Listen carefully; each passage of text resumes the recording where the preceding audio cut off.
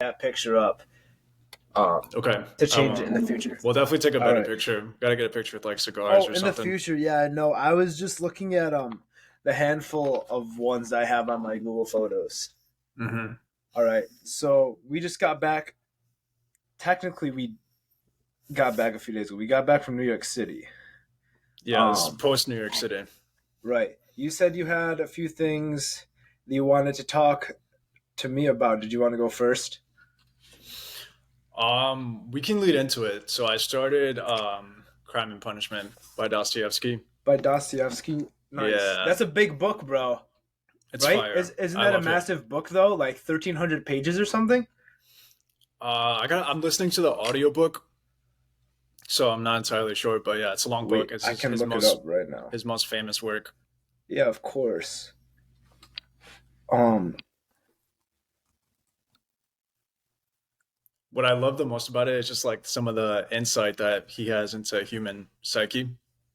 right, especially having to do with what Carl Jung would describe as the shadow. So, what made you want Mhm. to start reading this right now? I just heard a lot about it, and I'd seen it a couple times, and I was like, Well, right, why you've heard not? about it though. Probably, like you probably heard about it around the time that, like a little bit after we met, like probably a year after we met or so. Like Hmm. because Jordan Peterson always talks about it. But what made you right now want to start reading it? Is it like on your list for a while? Yeah, it's been on my list for a while, and I just like, those people that are like say they know things, but they've never like delved into them. Dude, So it's I like was I don't want to be that person that is like, oh yeah, I know this book, but I've never actually checked it out. But I'm dude, still on chapter one, so 605 pages. geez. For some reason, I thought it was 1,300 pages because someone told me once it was like above 1,000. But yo, Hmm. to go off what you were just talking about, it's interesting because um, after you left, um, my friend who was with me after the boat party, Casper, and I talked about history for 3 hours. Mm. Bro, we What'd you talked guys talk about you. about? Well, I'll tell you the part of it that relates to what we were just talking about was that so we were talking about Cold War era, World War II era communism, and I was like, dude, I need to read the Communist Manifesto a second time. I read it once when I was a sophomore in high school, and how many people nowadays are basically marketing themselves as communists, whether they're social communists or actual economic communists, or governmental communists. I mean, technically, the definition of communism spans all of those uh, philosophically, but have never read the Communist Manifesto. Yeah, and you and I both know from Jordan Peterson that the Marxists have infiltrated our college education institutions, and that like Dude, yeah. I would argue that a lot of the political climate we have right now is almost like a neo-Marxism. No, almost. I think it is honestly. That actually brings up something that I wanted to talk about today that I put in my notes. I think it's in my notes, actually. Hold on. Let me check right now. And while you do that, I was just gonna say like government-wise as well. I would say that we are fastly progressing towards a very totalitarian government. Totalitarianism with communism. But so I will I'll segue tie these two things together. Andrew Tate just did a interview on Tucker Carlson. Did you see I that? saw that. I saw that. All I right, gotta I check it watched out. it today. It was pretty good. He talks about Trojan horses, and he referenced he referenced uh, sort of these neo-Marxist ideas as Trojan horses for authoritarianism. But of course, it's like with if you have enough people, this has been my observation of what's been going on in civilization is that if you have enough people and you're trying to market communism, the only way to even come close to effectively doing communism with a large enough population is through totalitarianism, through authoritarianism.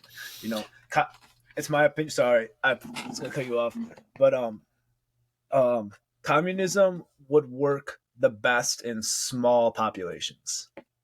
There's definitely an argument to be made for that because if you like kind of like my situation, if you come from a big family, you see that when you have intimate relations with a limited amount of people, it's very easy to be communist.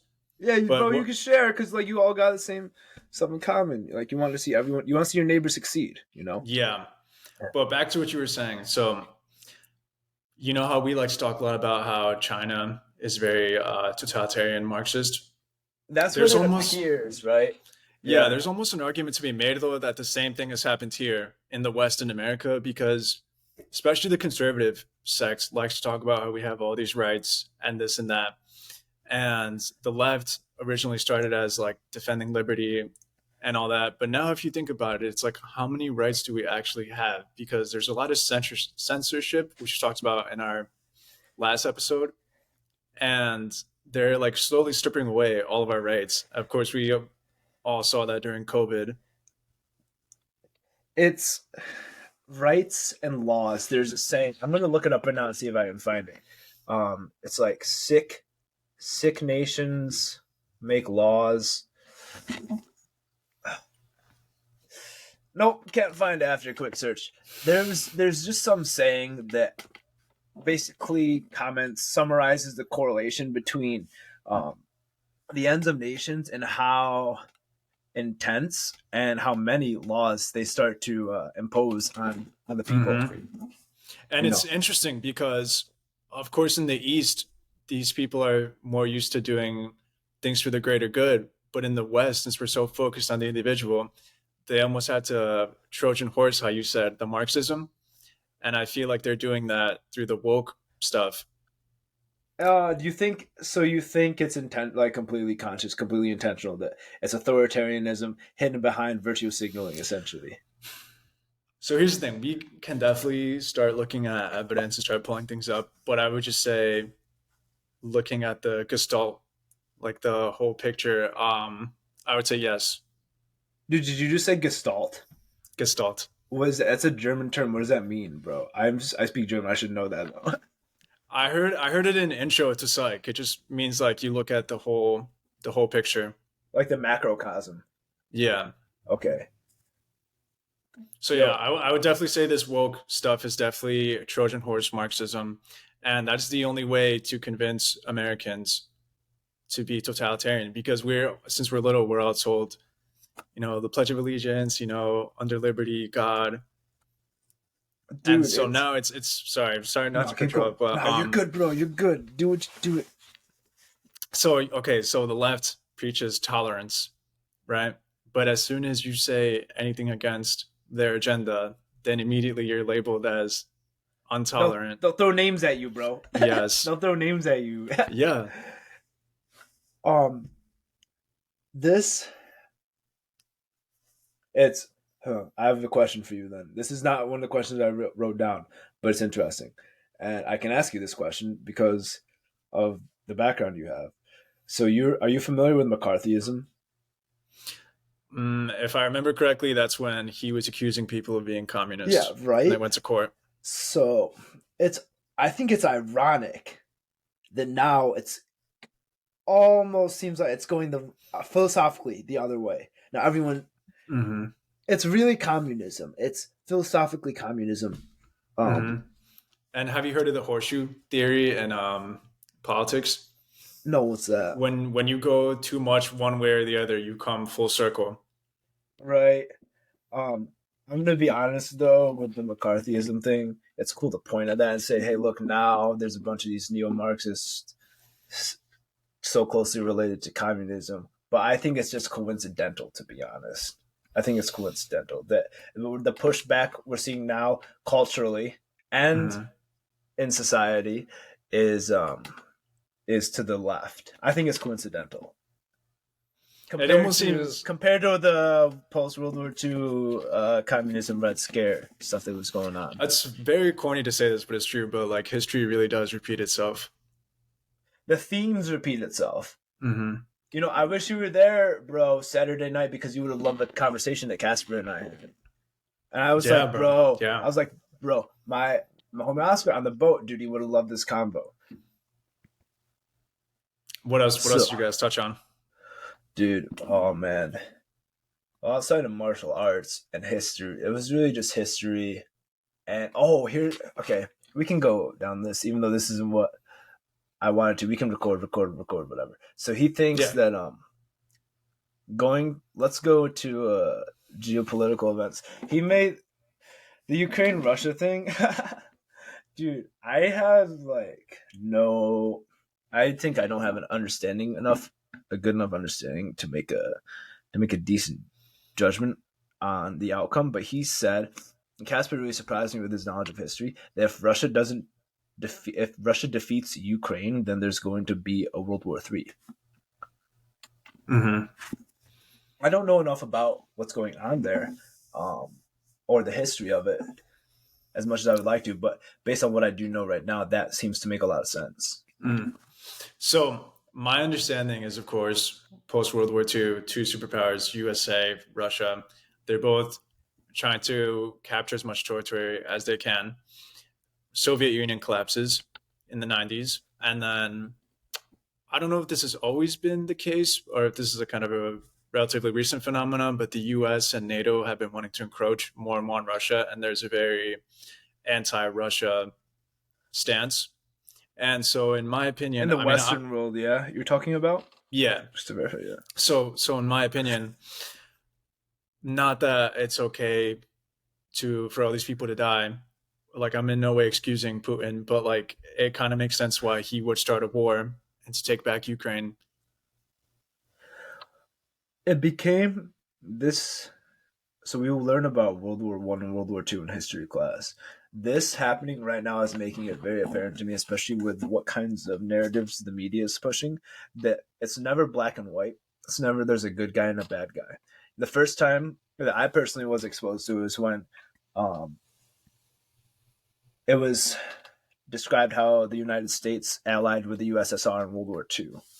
And then what happened after that. And we find out the consequences of Stalin's, um, I guess, you could describe it as dictatorship. What happened there, from a humanitarian perspective, quote, bad guy. The Mm-hmm. U.S., of course, taught in U.S. history class, good guy. It's and this now what the media is pushing presently is we're experiencing it. It's not just black and white, you know. And I would say it's insane how a lot of people honestly don't know that the Russians were the ones that really won World War II. They're the ones that suffered the most heavy Bro, losses. they pulled the Uno reverse card on Operation Barbarossa. I've never played Uno in my life. No way. Never played. Bro, we got to play some Uno. Okay, I think we should stick with this topic for like the next 10 to 15 minutes, though. Yeah. Geopolitical, just I to keep a theme. You know what I'm saying, bro? oh, did you cut the recording? No, no, we're still Oh, okay, going. okay. All right. Yeah, no, let's keep going because I think this whole topic is fascinating. I was Yeah, like a this isn't little what I wanted to talk about tonight, but sure, dude. Hell yeah, fuck it, fuck it.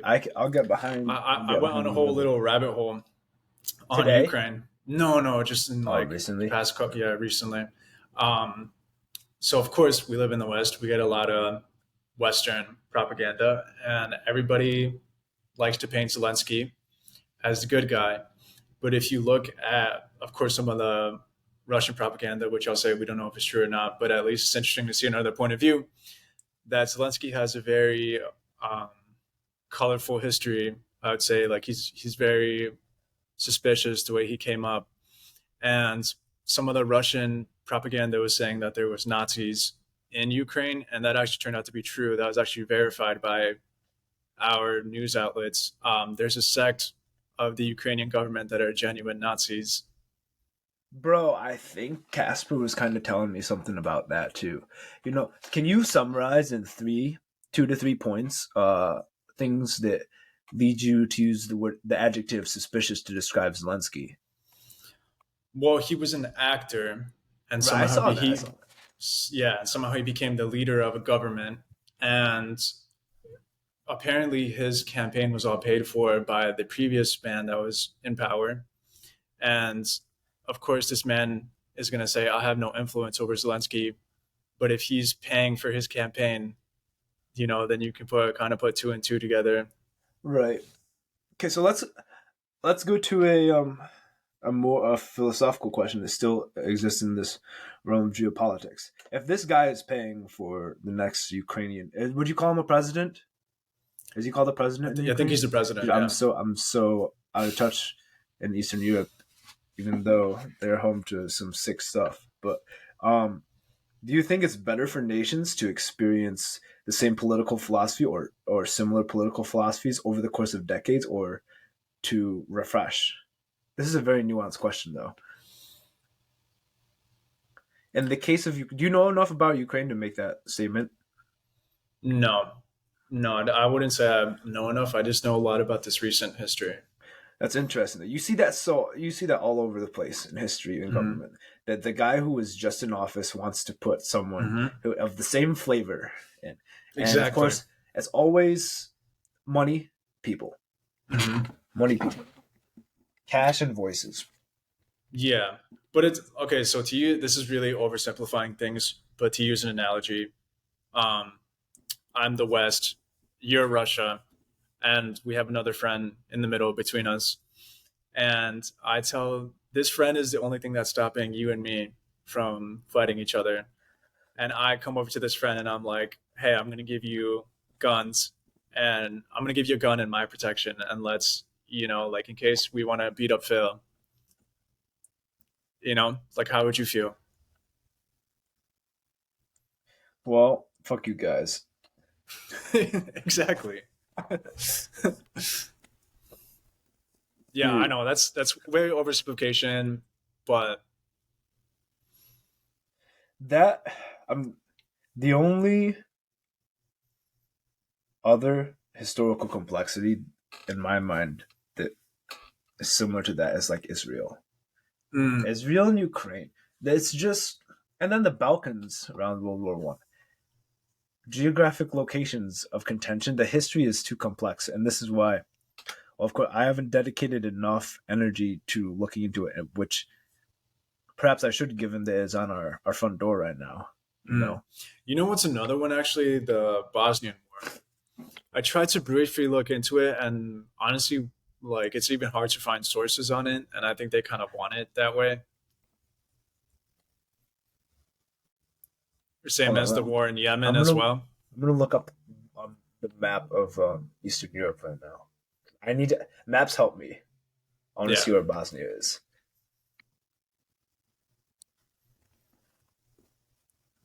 Dude, the Balkans. It's So, funny because after we got off that boat, bro, and Casper and I just started dishing out history to each other, like all my high school, like world, world history education just came flooding back to me. mm. It was sick. Dang, bro, I need to zoom out. Yeah. Oh, so no, Joseph Tito. Have you heard of that guy? No. I hadn't either, but I would look into him because he held the Balkans together for like a decade. Mm. Yeah, he was a dictator of Yugoslavia. Dang, bro.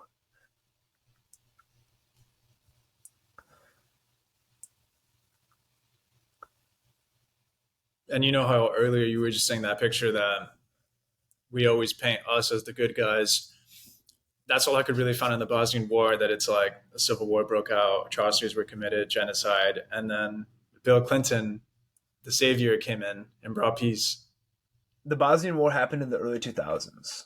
I Hmm. didn't know that. I didn't do. I had barely even heard of that too. Exactly, and that's what I'm saying. Another one too, the Yemen War. Nobody knows shit about it.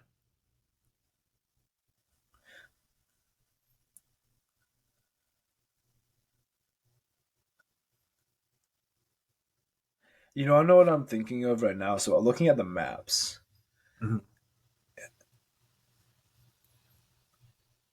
it's like if you look at maps over in Europe, especially Eastern Europe, Turkey, you have a lot of ethnicities, a lot of Mhm. cultures in a geographically service area, like a small service area. But if you look at America, I'm sure you've heard this comparison. Traveling between states in the United States is almost. I'm doing an oversimplification here. It's almost like traveling between countries in Western Europe, and of course Eastern Europe. Right. But of course, like each country has its own customs, how hard as it is to get into which one, But we're not separated by an ocean anymore, like traveling abroad, that concept. But when all these all these territories in Europe and in Asia were plotted out by excuse by civilization, by like whatever would be the most advanced technology of the time, was in Europe and Asia, Silk Road, that kind of thing was going on. But then when America was discovered, they were like, "Oh, we have all this land now," so they chunked it up differently. Mm-hmm. You know what I'm saying? How many civil wars has been seen in North America? Not nearly as many as you see over in Europe and Asia. You know, and I remember it was a point that my history teacher in high school told me that because the North American continent was seen as this vast, like, openness, that it was chunked up completely differently. Because you Mm-hmm. can there's Canada, U.S., and Mexico in North America, bro. And we stole some of Mexico too. Yeah, sure. Alamo, bro. Yeah, bro. Everything you're saying is fascinating. I love geopolitics and Okay, those games they play. And I honestly wrote something down for the pod that kind of relates. let's hear it. So this comes from another book that I'm reading at the same time, *Sapiens*. Um, and so there's a chapter dedicated to the cognitive revolution. Um, Basically, the cognitive revolution is when humans learn how to create fiction, and that is kind of what really Okay. differentiates us from all the other humans or human-like species that existed with us and before us. Mm-hmm. So, does that make sense, or should I elaborate more? How can you tie this into the geopolitics theme? Oh, because watch, because like we're basically talking about like political games that we play, and of course the stakes are super high, like it's people's lives and all that, nuclear war. But all right, so I wrote down, ever since the cognitive revolution, which has allowed humans to create fiction, there is no quote unquote right way to live. We all live in imagined societies. Furthermore, some of us agree to live in agreed upon societies, socioeconomic systems, and participate in what we call culture. Tie it together explicitly. Explain it Okay, now. Take that quote. so I where? see what I see what you're saying, but just verbalize it. I know exactly where you're Okay, going so after. like the Cold War is a good one, where really the only reason the Cold War was started was just over power, because you have two competing sides. Leftover after World War II. Yeah. Yeah. And so it's just like, in theory, there was like no need for us to fight and compete like that, but we're all like, governments are just playing this like pretend game that we have to be more powerful than the other. And there was a philosophical underpinning between the communism and capitalism, you know, Mm-hmm. um, which was that's a extremely strong foundation to develop proxy wars out of in the Cold War. Yeah. Um, free market versus redistribution of goods. Mm-hmm. On a philosophical level. Exactly. But yeah, I guess like in that, I was just trying to say that like pretty much everything that we do is just like, it's all fiction, and there's really like no correct way to live. But of course, when you like stand by something and choose to live your life by that, we just call that a belief. Right. Let's take half a step back. The belief systems, capitalism versus communism. Um, Mm-hmm. so, do you think that there's merit in a country the size of the United States, with the current culture we have? Do you think that there's merit to a middle ground between? I mean, the evidence is right in front of us that yes, there is. If you're hinting at how we kind of already live in a socialist society. A little bit, but here's a trivia question to you. Who would you blame? For Socialist programs in the United States. the left.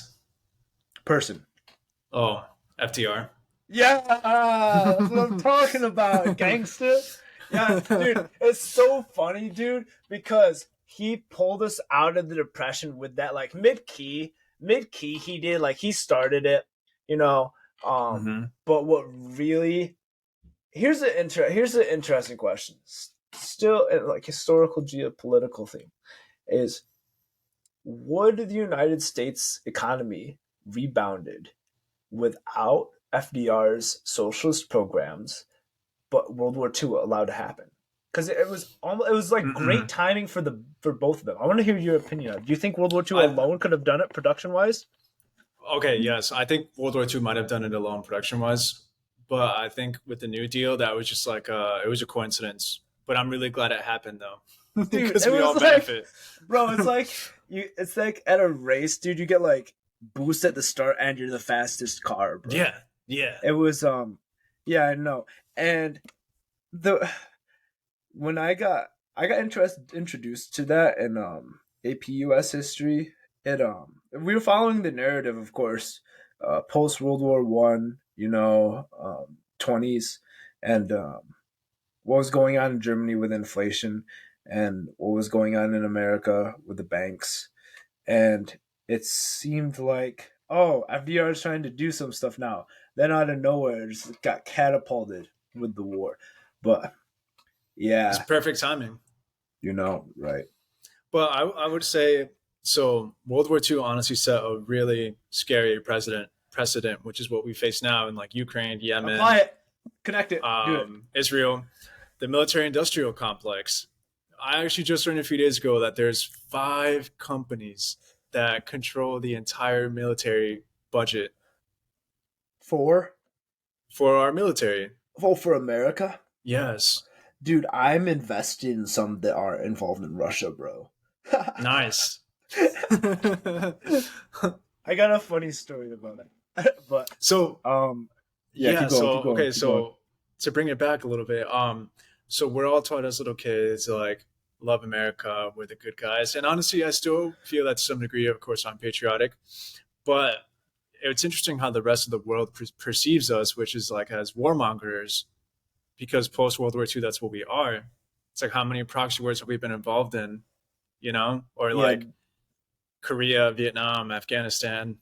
it's like after World War II, it's USSR and the US, and any we're competing. There's going to be physical war. Anyone left on the side is fodder, Ken. You know, and then it's Mm-hmm. like Western European nations are just stand by watching Mm. almost. So here's a question for you. Um, you know RFK, of course. Yeah, Have you heard of any of his like political talk that he's been saying? no, I haven't. Oh, okay. So basically, he's just been like very like I'm gonna turn back the military-industrial complex a bit. A bit. I mean, I'm paraphrasing, but yeah, he wants to Well, turn it down. I think that's good because I don't think that should be removed because I think the military industrial complex also offers a lot of job innovations, you know, Mm-hmm. for the American people, for people all across the world, actually, to be honest. Unfortunately, it's going towards killing people, but it seems like America has done a good job at marketing it as security, which is true. You know, Bro, I just think of it's true. the America, fuck yeah, you know that song, I have no idea what you're talking about. bro. Pull it up. Wait, let me Google it. I have to.